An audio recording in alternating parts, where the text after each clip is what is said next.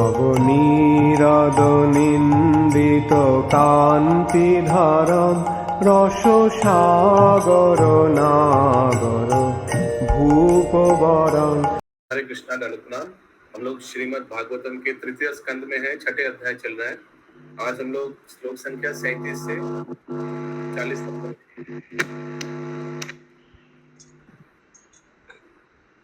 Shrimad Bhagavatam 3.5.37 to 40 37 number श्लोक। एकांत्यलाभ्यम वचसोनु पुंसम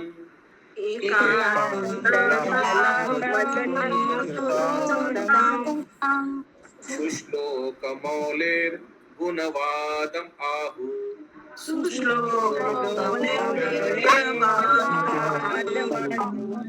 श्रुतेश्च वेद्वाद धीर उपकृतायम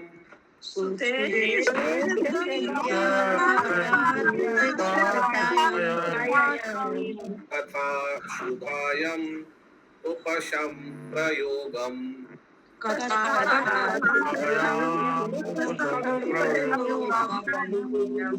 yes Nandini माता।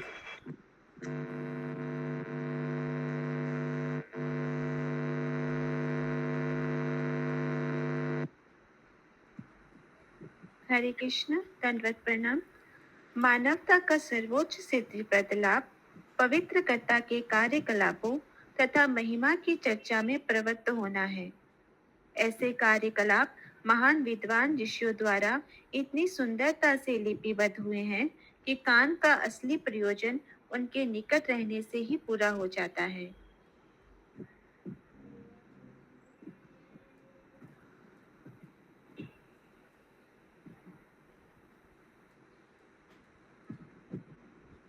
तात्पर्य माता जी, तात्पर्य। निर्विशेषवादी भगवान के कार्यकलाप को सुनने से अतीव भयभीत रहते हैं, क्योंकि वे सोचते हैं कि ब्रह्म के दिव्य पद से प्राप्त सुख ही जीवन का चरम लक्ष्य है। वे सोचते हैं कि हर एक का कार्य, चाहे वह भगवान का ही क्यों न हो, लौकिक होता है। किंतु इस श्लोक में सुख का जो भाव व्यक्त है वह भिन्न है, क्योंकि यह परम पुरुष के कार्यों को बतलाता है जिनके गुण दिव्य होते हैं। गुणवादम शब्द महत्वपूर्ण है, क्योंकि भगवान के गुण तथा उनके कार्यकलाप एवं उनकी लीलाएं भक्तों की चर्चा के विषय होते हैं। मैत्रेय जैसा ऋषि निश्चय ही लौकिक गुणों वाली किसी बात की चर्चा करने में रुचि नहीं रखता। फिर भी वे कहते हैं कि दिव्य साक्षात्कार की सर्वोच्च सिद्धिप्रद अवस्था भगवान के कार्यकलापों की चर्चा करना है। इसीलिए श्रील जीव गोस्वामी इस निष्कर्ष पर पहुंचते हैं कि भगवान के दिव्य कार्यकलापों से संबंधित कथाएं केवल सुख की दिव्य अनुभूति से बहुत परे हैं। भगवान के इन दिव्य कार्यकलापों को महर्षियों ने इस प्रकार लिपिबद्ध किया है कि उन कथाओं को सुनने से ही मनुष्य आत्म साक्षात्कार को प्राप्त होता है और कान तथा जीभ का भी सदुपयोग हो जाता है। श्रीमद् भागवतम ऐसा ही एक महान ग्रंथ है और इसकी विषय वस्तु को सुनाने मात्र से जीवन की सर्वोच्च सिद्ध अवस्था प्राप्त हो जाती है। हरे कृष्ण। हरि बोल। किसी का कोई प्रश्न है? वेरी स्ट्रेट फॉरवर्ड तात्पर्य है। एक ये तात्पर्य फिर यस करबिना। हरे कृष्ण प्रभु। प्रभु कोई बोलলো আনন্দ বলতে কি বোঝাচ্ছে? যে ব্রহ্মজ্যোতিতে ব্রহ্মানন্দ। ও আচ্ছা। যদি কনটেক্সটটা করেন তাহলে বুঝতে পারবেন, কারণ যে স্টার্টিং এ বলা হচ্ছে নির্বিশেষবাদীদের ব্যাপারে, ইম্পার্সোনালিটি। তো নির্বিশেষবাদীরা কই বললো আনন্দের অবধি, ওই অবধি ওদের জ্ঞান, ওটাই হচ্ছে ওদের ডেস্টিনেশন, ওটাই পেতে পারে ম্যাক্সিমাম। अच्छा अच्छा।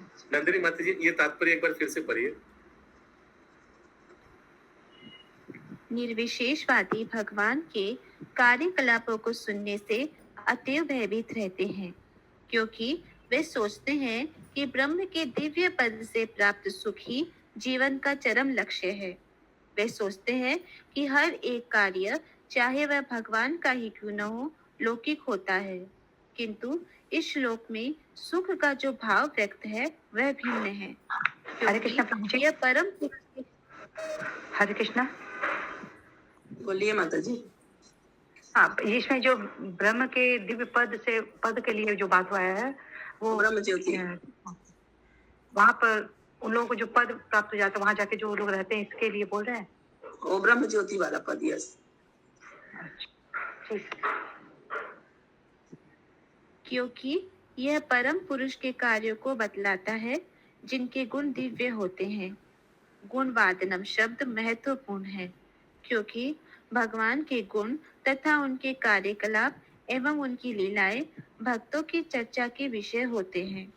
मैत्रेय जैसा ऋषि निश्चय ही लौकिक गुणों वाली किसी बात की चर्चा करने में रुचि नहीं रखता। फिर भी वे कहते हैं कि दिव्य साक्षात्कार की सर्वोच्च सिद्धिप्रद अवस्था भगवान के कार्यकलापों की चर्चा करना है। इसीलिए श्री जीव गोस्वामी इस निष्कर्ष पर पहुंचते हैं कि भगवान के दिव्य कार्यकलापों से संबंधित कथाएं केवल सुख की दिव्य अनुभूति से बहुत परे है। भगवान के इन दिव्य कार्यकलापों को महर्षियों ने इस प्रकार लिपिबद्ध किया है कि उन कथाओं को सुनने से ही मनुष्य आत्म साक्षात्कार को प्राप्त होता है और कान तथा जीभ का भी सदुपयोग हो जाता है। श्रीमद् भागवतम ऐसा ही एक महान ग्रंथ है और इसकी विषय वस्तु को सुनाने मात्र से जीवन की सर्वोच्च सिद्धि अवस्था प्राप्त हो जाती है। सब बोलिए ग्रंथराज श्रीमद् भागवतम की जय। जय। अगला श्लोक। आत्मनो आवशितो वत्स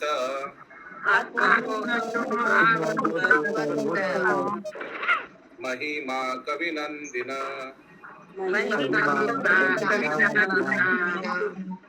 संवदरा सहस्रान्ते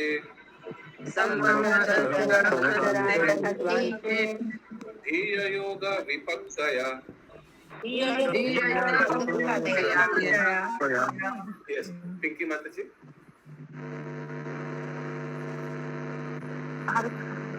सरिता माता जी म्यूट। हाँ पिंकी माता जी। जी आप कुछ पूछ रहे हैं? हरे नहीं, उसका मैं पूछ रहे थे प्रभु जी, माता जी बता दी। ब्रह्म पद वाला जो आया था ना, हाँ, तो उससे ज्यादा है, उससे भी ज्यादा ये भगवान का लीला श्रवण करने में, बोलने में जो आनंद है, जिसका आई एम श्योर थोड़ा थोड़ा हम लोग भी अनुभूति कर रहे हैं, वो कैवल्य सुख से बहुत परे है, बहुत आगे, कैवल्य आनंद से। हरे कृष्ण प्रभु जी। यस, ये भागवतम ही जो पहले शुरू से ही जो सुनते आए हैं, हम लोग को जो सुनने में इतना रुचि है, उसी की वजह से आज इतना दूर तक पहुंच पाए प्रभु जी। अच्छा लगता है, बहुत अच्छा लगता है। हाँ, सुनने में भी अच्छा लगता है, इसीलिए एकदम एकदम। नहीं तो इतना दिन कैसे लोग टिकेगा ना, एक दो दिन अच्छा लगेगा, एक बोरिंग लगेगा तो फिर छोड़ देगा लोग। करेक्ट, आनंद देता है क्योंकि आत्मा का खाना है ना। यस, तात्पर्य अनुवाद। ये पुत्र सुनने से ज्यादा बोलने में अच्छा लगता है।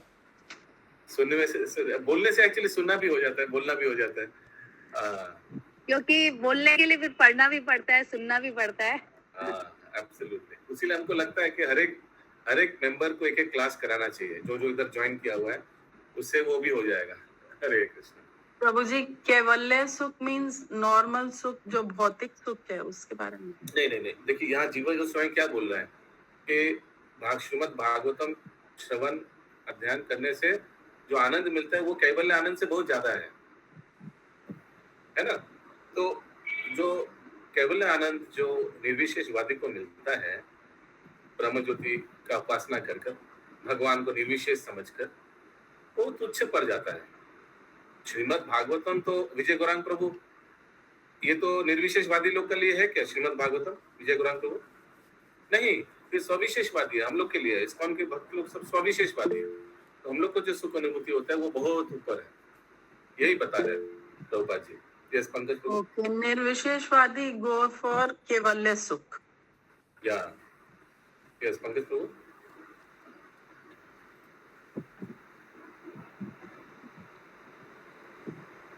हाँ प्रभु, साउंड नहीं आ रहा है। ओके, यस माता जी, अनुवाद। हे पुत्र, आदि कवि ब्रह्मा 1000 देवी वर्षों तक परिपक्व ध्यान के बाद केवल इतना जान पाए कि भगवान की महिमा अचिंत्य है। अरे कृष्णा, इतना ध्यान लगाया, लास्ट में ये जान पाया कि भगवान को कोई जान नहीं सकता है। तो ये मैत्री मुनि विदुर जी को पुत्र बोलकर संबोधन कर रहा है ना यहाँ तात्पर्य। कुछ ऐसे कूपमंडूक दार्शनिक हैं जो दर्शन तथा मानसिक चिंतन द्वारा परमात्मा को जानना चाहते हैं। जब परमेश्वर को कुछ हद तक जानने वाले भक्तगण यह स्वीकार करते हैं कि भगवान की महिमा अकल्पनीय तथा अचिंत्य है, तो कूपमंडूक दार्शनिक उनकी निंदा पूर्वक आलोचना करते हैं। ये दार्शनिक उस कूपमंडू की तरह है जिसने प्रशांत महासागर को मापने का प्रयास किया था। वे आदि कवि ब्रह्मा जैसे भक्तों से उपदेश ग्रहण न करके निरर्थक मानसिक चिंतन का कष्ट उठाना पसंद करते हैं। ब्रह्मा जी ने 1000 देवी वर्षों तक कठिन ध्यान किया था, फिर भी उन्होंने कहा कि भगवान की महिमा अचिंत्य है। अतः ये कूपमंडूक दार्शनिक अपने मानसिक चिंतन से कौन सा लाभ पाने की आशा कर सकते हैं?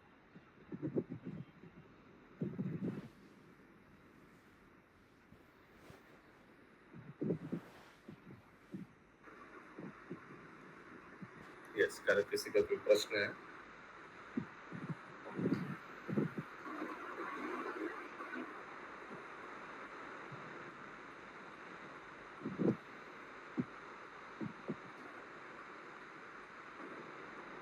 तो ब्रह्मा जी ये जान पाया कि भगवान का जो कीर्ति है, गुण कीर्तन, glories of the supreme Lord are inconceivable, अचिंत्य और विशाल विशाल।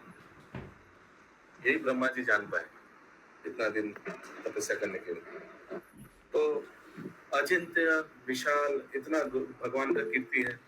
तो ये जो कूपमंडूक दार्शनिक है, वो अपना छोटा छोटा फिलोसॉफी लेकर कूपमंडूक है ना, क्योंकि अपने वहाँ का बैंक, कोर बैंक, उनको पूरा दुनिया मालूम नहीं है, भगवान का महिमा उनको मालूम नहीं है, तो उससे ज्यादा नॉलेज है ही नहीं। यस परवी माता जी। হরে কৃষ্ণ প্রভু, এখানে হে বৎস বলতে মৈত্রেয়ী মুনিকে বোঝানো হচ্ছে? না না, বিদুকে বলছে না। ও আচ্ছা, মৈত্রী মুনি তো কথা বলছেন, উনি তো কথা বলছেন। বলছেন। আচ্ছা আচ্ছা আচ্ছা আচ্ছা, ঠিক আছে প্রভু, হরে কৃষ্ণ।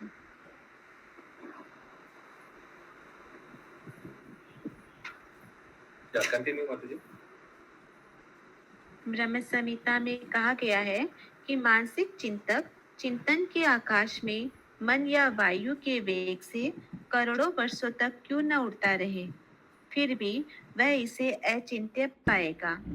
किंतु भक्तगण ब्रह्मा के ज्ञान की व्यर्थ खोज में समय नहीं गंवाते, अपितु वे प्रामाणिक भक्तों से भगवान की महिमा का विनीत भाव से श्रवण करते हैं। इस तरह वे श्रवण तथा कीर्तन की प्रक्रिया का दिव्य आनंद उठाते हैं। भगवान भक्तों या महात्माओं के भक्ति कार्यों का अनुमोदन करते हैं और कहते हैं, महात्मानस्तु माम पार्थ देवी प्रकृतिं मार्षिता भजन्ते अन्यमनसो ज्ञात्वा भूतादि वयम् सततं कारयन्तो मां यतन्तश्च दृढव्रतम् सततं कीर्तयन्तो सततं मां। कार सततं कीर्तयन् कीर्तन सततं कीर्तनयन्तो मां यतन्तश्च दृढव्रता नमस्यन्तस्य मां भक्त्या नित्ययुक्ता उपासिते। भगवान के शुद्ध भक्त भगवान की अतरंगा शक्ति पराशक्ति की शरण ग्रहण करते हैं, जिसे लक्ष्मी देवी, सीता देवी, श्रीमती राधा रानी या श्रीमती रुक्मणी देवी कहा जाता है। इस तरह वे वास्तविक महात्मा बन जाते हैं। महात्मा मानसिक चिंतन के शौकीन नहीं होते, किंतु वे अविचल भाव से भगवान की भक्ति में लगे रहते हैं। भक्ति का प्राकट्य भगवान के कार्यकलापों के विषय में सुनने तथा कीर्तन करने की प्रारंभिक विधि से होता है। महात्माओं द्वारा अपनाई गई इस विधि से उन्हें भगवान विषयक पर्याप्त ज्ञान प्राप्त हो जाता है, क्योंकि यदि भगवान को किसी हद तक जाना जा सकता है तो वह भक्ति के साधन के द्वारा ही, अन्य किसी विधि द्वारा नहीं। चिंतन करते हुए कोई मनुष्य अपने पूरे जीवन का मूल्यवान समय व्यर्थ क्यों न बिता दे, किंतु इससे भगवान के धाम में प्रवेश पाने में कोई सहायता नहीं मिलती।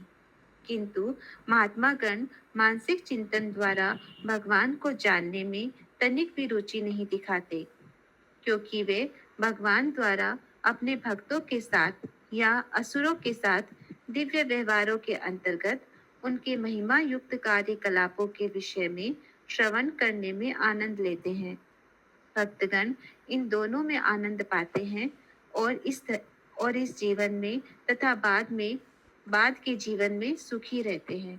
हरे कृष्ण। ऐसे श्रीमद् भागवतम ऐसे ग्रंथ श्रवण करते करते ऑटोमेटिकली एक दिन अपने आप को पाएंगे कि हम भगवान के भक्त हो गए, भगवान के नियम फॉलो कर रहे हैं। कितने लोग ने इसे श्रवण करते करते सब अपने जो खराब चीजें वो छोड़ दिया और भगवान का जप शुरू कर दिया और भगवान का जो नियम है वो करने लग गया। Automatic process. यस, सुमना करेंगे माता जी। प्रभु यहाँ पे लास्ट लाइन में कहा गया कि भक्त गण इन दोनों में आनंद पाते हैं। तो एक तो है कि असुरों के साथ दिव्य व्यवहार और भक्तों के कार्यकलाप, भक्तों के साथ भगवान का जो कार्यकलाप है, उन दोनों इसमें श्रवण करने में आनंद लेते हैं। और दूसरा क्या है प्रभु?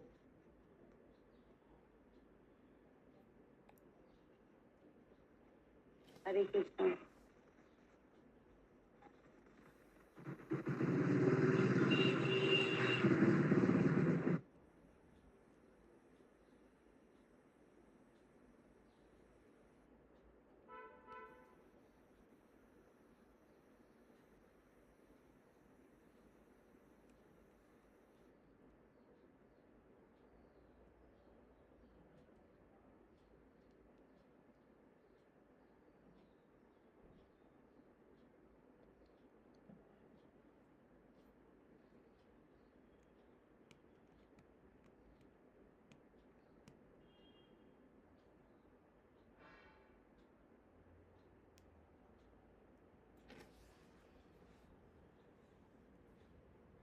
का लीव हो गया क्या?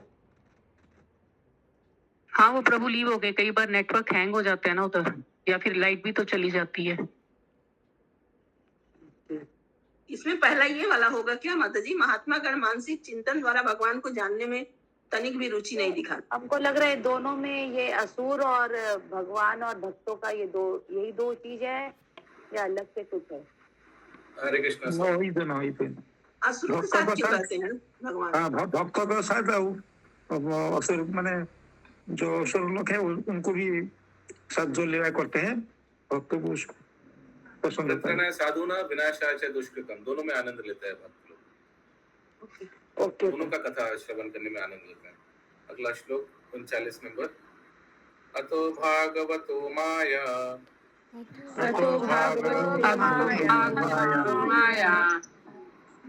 मायी नाम अभिमोहिनी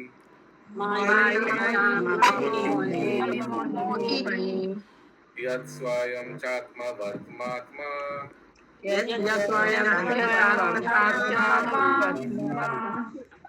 न वेद किम उता परे।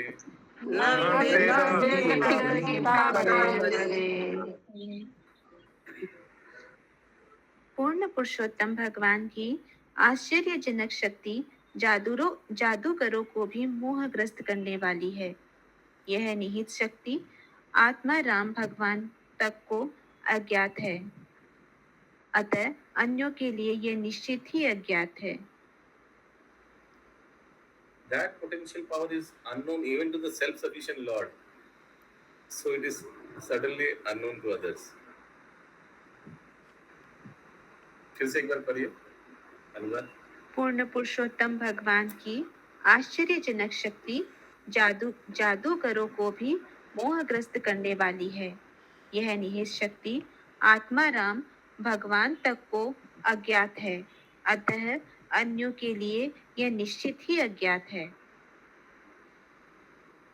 ये आत्माराम भगवान कौन है प्रभु? आत्माराम भगवान है।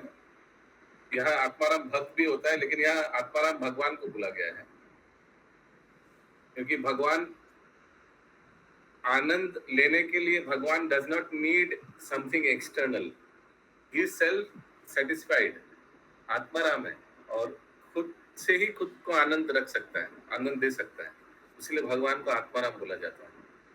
जैसे हम लोग को आनंद मिलने के लिए we need something external, mobile चाहिए, टीवी चाहिए, भगवान self satisfied, he doesn't need anything external. ठीक है, तात्पर्य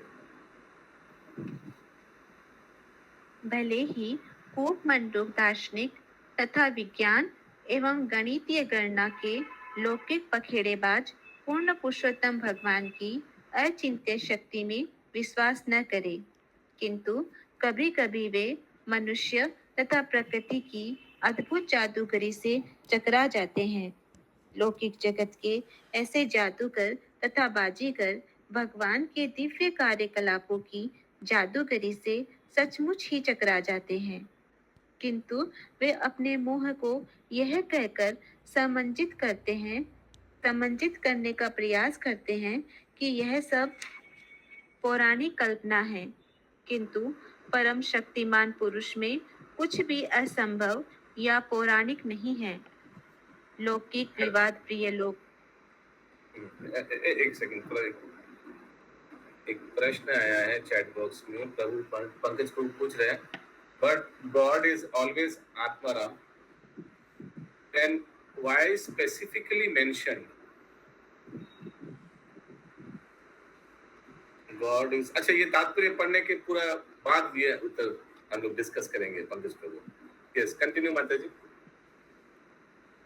लौकिक विवाद प्रिय लोगों के लिए ये सबसे आश्चर्यजनक पहेली यह है कि एक ओर जहां वे परम पुरुष की असीम शक्ति की लंबाई चौड़ाई की गणना करने में लगे रहते हैं, वहीं उनके श्रद्धालु भक्तजन व्यवहार जगत में भगवान की अद्भुत जादूगरी की प्रशंसा करने मात्र से भवबंधन से मुक्त कर दिए जाते हैं। भगवत भक्त खाते, सोते, काम करते, इन सभी परिस्थितियों में जिन जिन वस्तुओं के संपर्क में आते हैं, उनमें वे आश्चर्य में कुशलता देखते हैं।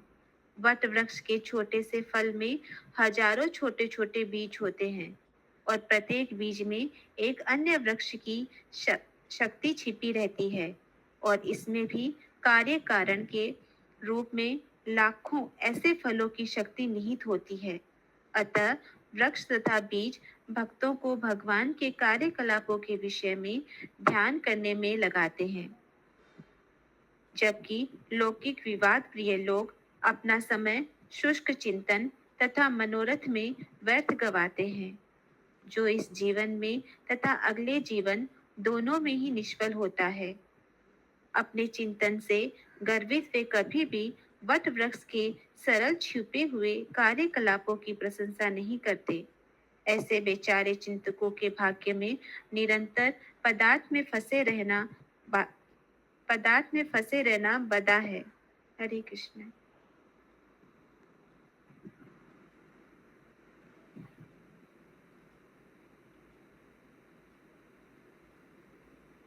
म्यूट में है प्रभु जी। प्रभु जी आप। तो अगर सोचिए कहीं भगवान का गोवर्धन लीला बताया गया है, जो दार्शनिक चिंतन है वो सिर्फ यही सोचते रहेगा, अरे एक व्यक्ति कैसे पहाड़ को उठा सकता है, उसी के बारे में। अच्छा, पहाड़ का वजन कितना होगा, पहाड़ का एरिया कितना होगा, कहाँ से उठाया, उनका शक्ति कितना होगा, उनका उम्र कितना होगा, हाथ का स्ट्रेंथ कितना, ये इसी में ले। और देखेगा बाकी ने, और वो ये भी देखेगा उस व्यक्ति कि बाकी जो श्रद्धालु भक्त हैं, जो गोवर्धन लीला श्रवण किया बहुत श्रद्धा से, प्रेम से, उन लोग का मुक्ति भी हो गया, भगवान के धाम भी चला गया। हरे कृष्णा। और वो बेचारा बैठा हुआ है उसका दिमाग में ये घुस नहीं रहा है कि कैसे ये बच्चा पार उठा लिया। इसी में पूरा वो एकदम पांग मने फंसा हुआ है। तो इसीलिए श्रील प्रभुपाद उदाहरण देते हैं, एक बर्गर का पेड़ का बीज का, एक बीज में कितना बर्गर का पेड़ छुपा हुआ है ना। अगर वो कर सकता है भगवान, उसका सृष्टि कर सकता है, तो एक पहाड़ को उठाना क्या बड़ी बात है। ये सुमना गोरा की मत शुष्क चिंतन तो ये निर्विशेषवादी लोग भी तो, ये शांत रस वाले भी ये सब करते हैं, शुष्क चिंतन।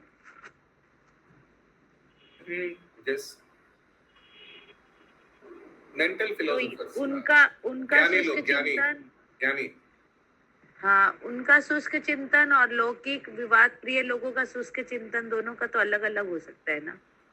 एक भी हो सकता है, अलग भी हो सकता है। इसीलिए बिकॉज हम लोग का भी कभी कभी हो जाता है, कुछ चीज हम लोग समझ नहीं आता है तो दिमाग लगाने लग जाते हैं ना। अरे ये कैसे हो गया प्रभु जी, ये समझ नहीं है ना, महाविष्णु ये भी वो भी, ये कैसे हो गया। होता है ना बहुत बार, तत्व समझ ही नहीं आता है और फिर लगता है अरे ये हजम नहीं हुआ। ऐसे होता है ना बहुत बार, ये हजम नहीं हुआ, ये कैसा, ये कुछ ज्यादा ही हो गया। ये ज्यादा नहीं हुआ, हम लोग का दिमाग छोटा है, वो फिट नहीं हुआ। यस यस विनीता माता जी। हरे कृष्णा प्रभु जी, दंडवत प्रणाम प्रभु जी। हरे जो कृष्णा। शांत रस में रहते हैं तो उनका प्रमोशन होता है या वो हमेशा शांत रस में ही रहते हैं? उनका प्रमोशन होता है या अभी एक तो बात है, शांत रस में कभी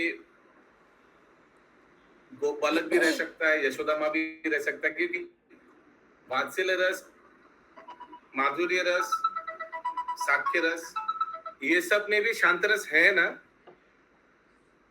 तो ऐसा तो हो ही सकता है कभी ऐसे गोपालक कोई कृष्ण को देख रहा है। आप लोग देखा है कितना फोटो जहाँ कोई गोपालक भगवान को ऐसे करके देख रहा है, भगवान का सौंदर्य अनुभव कर रहा है, तो वो भी शांत रस possible. Anybody can be in शांत रस। Highest level devotee also can be, because it is included in शांत रस। देख रहा है मतलब उनके बारे में मनन कर रहा है या सोच रहा है, कुछ तो कर ही रहा है। कुछ, लेकिन फिर अगर ऐसे भी आपने देखा कितना बार कि आप लोग ये देखा, हमने कृष्णा, लिटिल कृष्णा में देखा है कैसे एक अमरूद का पेड़ था। अमरूद का पेड़ ने अपना लता को ऐसे ऐसे करके भगवान के सामने एक अमरूद ले आया। आपने देखा ये चीज? Because the tree wanted to serve Krishna, भगवान को अपने फल चखाना चाहता था। तो अपने पेड़ में जो एप्पल हुआ है या अमरूद हुआ है वो भगवान के सामने लेकर आया और भगवान भी उसको तोड़ के खा लिया। सो इवन शांतरस devotee may progress by the mercy of the Lord and may want to serve Krishna, भगवान को सेवा करना चाहते हैं, कर ही सकते हैं। प्रभु इसीलिए नवदीप धाम में आम के सारे वृक्ष नीचे तक झुके हुए हैं, नीचे झुक करके आम तोड़ना पड़ता है। हाँ, तो बताइए जो वृक्ष अपने आप को इतना आम से भर दिया और महाप्रभु का लीला में, आम घाटा लीला में महाप्रभु के पार्षदों को बहुत पेट भर के आम खिलाया, क्या वो वृक्ष सिर्फ शांतरस में है? नहीं, वो कितना सेवा किया, सेवा भाव में। महाप्रभु के कौन सा रूप में प्रभु? साख्य रूप में, दास्य रूप में, महाप्रभु की प्रिय, जो महाप्रभु के सबसे प्रिय है, उनको अपने पैर का आम खिलाया। So is that only Navdeep परिक्रमा में खाली आम का पेड़ में खाली वो फूल ही देख रहे थे। आम घाटा। तो अभी पंकज प्रभु का प्रश्न में आते हैं, that potential power is unknown even to the self-sufficient Lord। तो भगवान आत्माराम है, जो आत्माराम व्यक्ति उनको सब कुछ मालूम है, क्योंकि वो सर्वज्ञानी है, सब कुछ मालूम है, लेकिन उनके पास सब कुछ है। भगवान अपना शक्ति का भी सीमा नाप नहीं पाता है। भगवान का पोटेंसी, शक्ति इतना है, इतना असीम है, भगवान अपना शक्ति का भी अनुमान नहीं लगा सकता है। आत्माराम होने के बावजूद इसीलिए यहाँ इस श्लोक में आत्माराम भगवान का बारे में बताया गया है. Despite he being Atmaram, he is unable to. The wonderful potency of the spiritual Supreme Personality of Godhead is bewildering even to the jugglers. Jugglers माने जो दार्शनिक है, वो तो भ्रमित हो जाता है. That potential power, वही भगवान का शक्ति, आत्माराम भगवान को भी मालूम नहीं है कितना भगवान में शक्ति है. तो सोचिए भगवान में कितना, तो आत्माराम भगवान को शक्ति का अनुमान नहीं है तो दार्शनिक चिंतन वाले को कैसे मालूम पड़ेगा? यस, निर्गुणा निलंबरी माता जी. हरे कृष्णा प्रभु जी, ये जो निहित शक्ति लिखा गया इसमें सब शक्तियां आ गई, अंतरंगा, अचिंत्य, भेदा भेद और बहिरंगा. निहित इंग्लिश में मैं पढ़ रहा हूँ ना, तो कहाँ लिखा है ये थोड़ा आपको बताइए. बिकॉज़ ये अनुवाद में लिखा है, ये निहित शक्ति आत्माराम भगवान तक को अज्ञात है, अतः अन्यों लिखा है पोटेंशियल पावर. पोटेंशियल पावर यानी भगवान के सब शक्तियां है, यही है. Different potential power is unknown even to the self sufficient Lord. ये जो लिखा है ना, the wonderful potency of the supreme personality of God is bewildering even to jugglers. भगवान के जितना भी शक्तियां हैं, उनका शाब्दिक अर्थ क्या होगा प्रभु? एक्चुअली ये निहित शक्ति माने क्या मालूम है माता जी? ये निहित शक्ति, कौन सा निहित शक्ति? जो उनके भीतर है. जो ब्रह्मा जी 1000 साल तपस्या करके भी नाप नहीं पाया, उस निहित शक्ति पिछले श्लोक से रिलेटेड है. That wonderful potency of the supreme personality is bewildering even to jugglers. Which potency? Which Brahma, even after doing meditation for 1000 years, could not even conceive. वो शक्ति भगवान भी नाप नहीं पाता है, डिस्पाइट बीइंग आत्माराम. अगला श्लोक, आज के अंतिम श्लोक और इस अध्याय का अंतिम श्लोक. हरे कृष्णा प्रभु जी.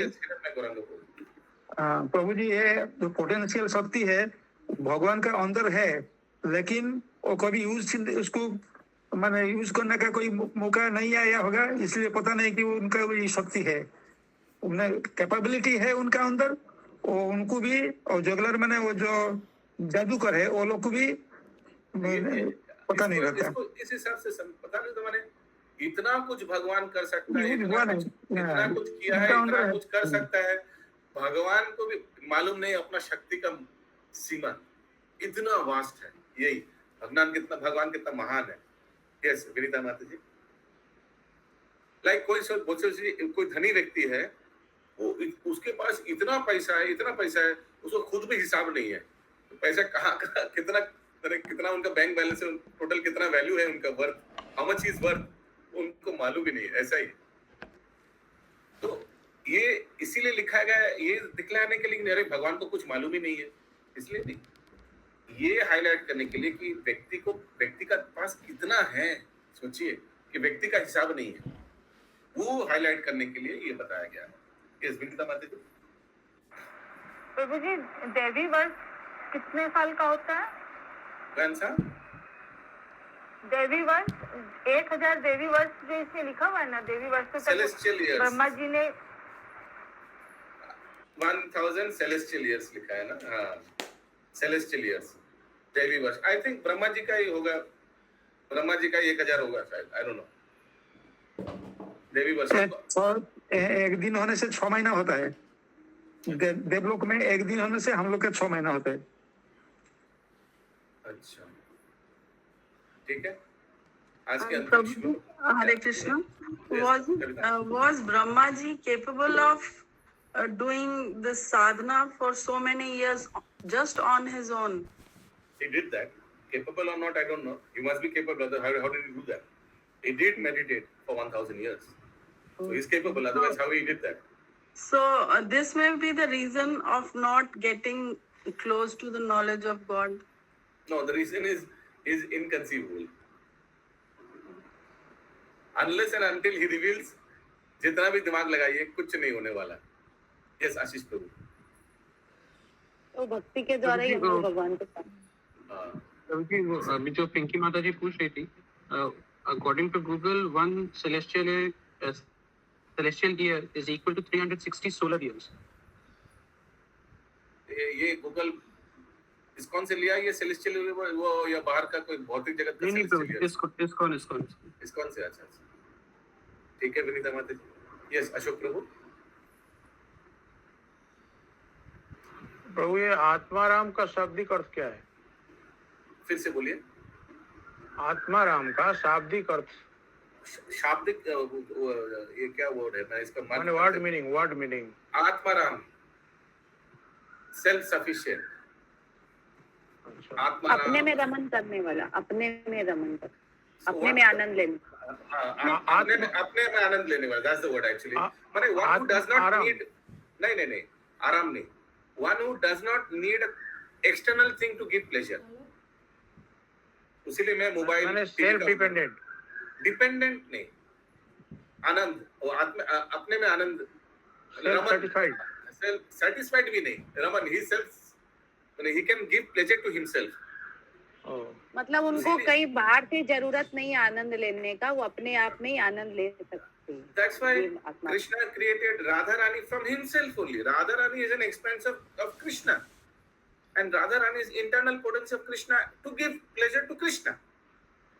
भगवान ने कुछ एक्सटर्नल वस्तु नहीं लिया उनको आनंद देने के लिए, राधारानी स्वप्रकट फ्रॉम हिमसेल्फ ओनली। एक उदाहरण है। यस, हरीश गुप्ता प्रभु की जय। बहुत दिन बाद प्रभु का दर्शन हो रहा है। हरे कृष्ण।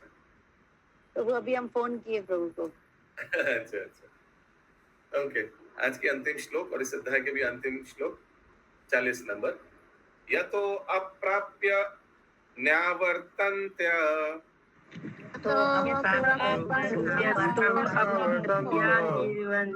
वाचश्च मनसाश्चः अहं चान्य इमे देवास् तस्मै भागवते नमः।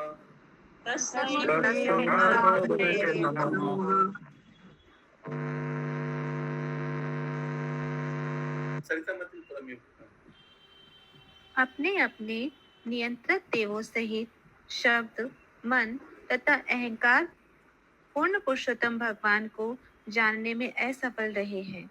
अतएव हमें विवेक पूर्वक उन्हें सादर नमस्कार करना होता है। Word, mind and ego with their respective controlling deity have failed to achieve success in knowing the SPOG. Therefore, we simply have to offer a respectful obeisances unto him as a matter of sanity. Yani, best way to know him is to just surrender to him. तात्पर्य, कोप मंडूक आकलक यह आपत्ति उठा सकता है कि यदि भगवान वाणी, मन तथा अहंकार के नियंता देवों द्वारा, जो कि क्रमशः वेद, ब्रह्मा, रुद्र तथा बृहस्पति इत्यादि देवता है, अज्ञ है, तो फिर भक्तगण इस अज्ञात वस्तु में इतनी रुचि क्यों दिखाए? इसका उत्तर यह है कि भक्तों को भगवान की लीलाओं को जानने में जो दिव्य आनंद प्राप्त होता है, वह निश्चय ही अभक्तों तथा मानसिक चिंतकों के लिए अज्ञात है। यदि कोई दिव्य आनंद का आस्वाद नहीं कर लेता, तब तक स्वाभाविक है कि वह अपने चिंतन तथा मनगढ़ंत निष्कर्षों से वापस लौट आएगा, क्योंकि वह उन्हें न तो वास्तविक मानेगा न आनंदवर्धक। भक्तगण कम से कम इतना तो जान सकते हैं कि परम सत्य पूर्ण पुरुषोत्तम भगवान विष्णु हैं, जैसा कि वैदिक स्रोतों में पुष्टि हुई है।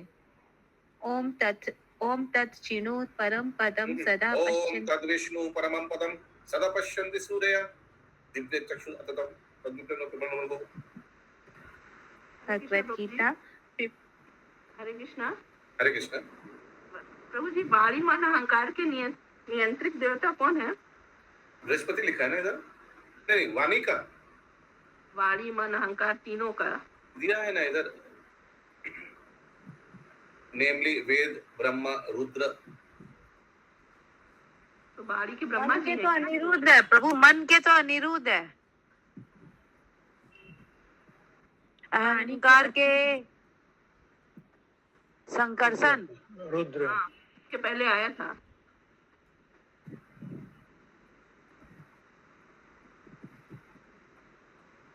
प्रभु का लेफ्ट हो गया क्या फिर से? नहीं, मैं हूँ, मेरा वही सोच रहा हूँ, इनका ही तो नाम दिया है प्रभुपाद जी ने, क्या बताऊं, वही मैं सोच रहा हूँ। प्रभुपाद जी भी बीच बीच में फंसा देते हैं। तीन है लेकिन 4 देवता का नाम दिया हुआ है, इसलिए और कंफ्यूजन है प्रभु। नहीं, चौथा वाला हेडेड बाय बृहस्पति लिखा नहीं है। प्रभु देखिए, अनुवाद में लिखा है कि अपने अपने नियंत्रक देवों सहित शब्द, मन और अहंकार पूर्ण पुरुषोत्तम भगवान को, मतलब अलग, एक तो नियंत्रक देवता लोग अलग है और शब्द, मन और अहंकार भी अलग है। इंग्लिश में तो लिखा है controlling deities of speech, mind and ego, namely माने यही है, कौन?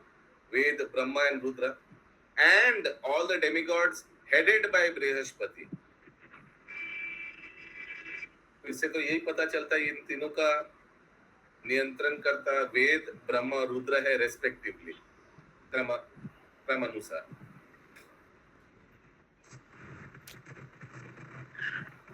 ठीक है, यस नंदिनी माता जी। भगवत गीता 15.15 में भी इस तथ्य की पुष्टि हुई है। वेदस्य सर्वैरहमेव वेदः। मनुष्य को वैदिक ज्ञान के अनुशीलन के द्वारा भगवान कृष्ण को जानना चाहिए और व्यर्थ ही अहम अर्थात मैं शब्द के विषय में चिंतन नहीं करना चाहिए। परम सत्य को जानने की एकमात्र विधि भक्ति है, जैसा कि भगवत गीता में कहा गया है, भक्त्या माम भी जानाति यावान्नस्य अस्मिन् तत्त्वतः। केवल भक्ति द्वारा यह जाना जा सकता है कि परम सत्य भगवान है और ब्रह्म तथा परमात्मा उनके अंश है। इसकी पुष्टि इस श्लोक में महर्षि मैत्रेय द्वारा की गई है। वे भक्ति भाव से भगवान को भगवते सादर नमस्कार नमः करते हैं। मनुष्य को मैत्रेय तथा विदुर, महाराज परीक्षित एवं सुखदेव गोस्वामी जैसे महर्षियों तथा भक्तों के चरण चिन्हों का अनुगमन करना चाहिए और यदि वह उनके परम स्वरूप को जानना चाहता है जो कि ब्रह्म तथा परमात्मा के ऊपर है, तो उसे भगवान की दिव्य भक्ति में सेवा में लग जाना चाहिए। इस प्रकार श्रीमद् भागवतम के 3 स्कंद के अंतर्गत विश्व रूप की सृष्टि नामक 6 अध्याय के वेद भक्ति वेदांत तात्पर्य पूर्ण हुए। हरे कृष्ण। हरे कृष्ण।